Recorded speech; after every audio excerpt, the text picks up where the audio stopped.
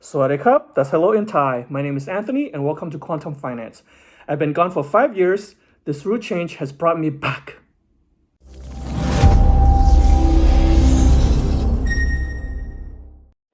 The $25,000 wall just came down. Regulators quietly deleted the rule that kept most Americans out of day trading, and millions of new traders are rushing in. In April, the SEC approved a rewrite of the patent day trader rule. The $25,000 minimum is gone, replaced by a $2,000 floor with live risk monitoring. Brokers celebrate it as democratized trading, but the data whispers otherwise. Researchers tracked nearly 20,000 new day traders to see what happens when the doors open. Among those who kept trading past 300 sessions, the disciplined ones, a staggering 97% lost money. Practice never brought profit, it left them poor. Taiwan's stock exchange tells the same story. Across 15 years of complete records, fewer than 1% of day traders earned predictable profits, net of fees. The industry sells you the dream of being your own boss. The math tells another story. 3 reasons explain the gap, and the third made brokers cheer.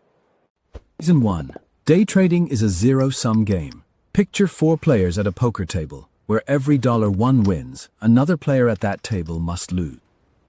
Worse, the seats across from you hold institutions with co-located servers and algorithms trading in microseconds. When amateurs win, they beat fellow novices. When they lose, machines collect. Reason 2 lives inside your skull.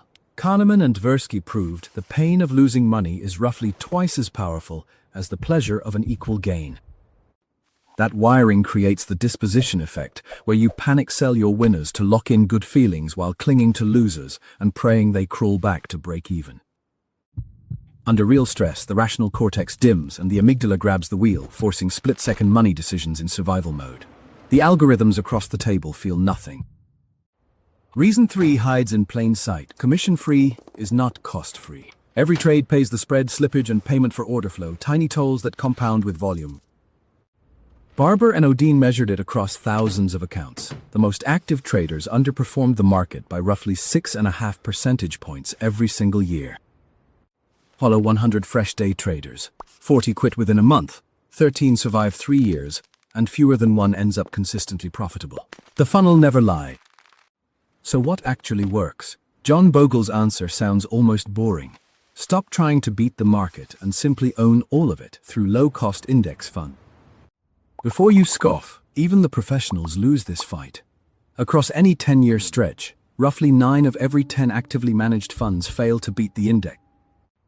The classic 3-fund portfolio has quietly compounded for nearly 4 decades, multiplying a modest starting sum more than 20-fold.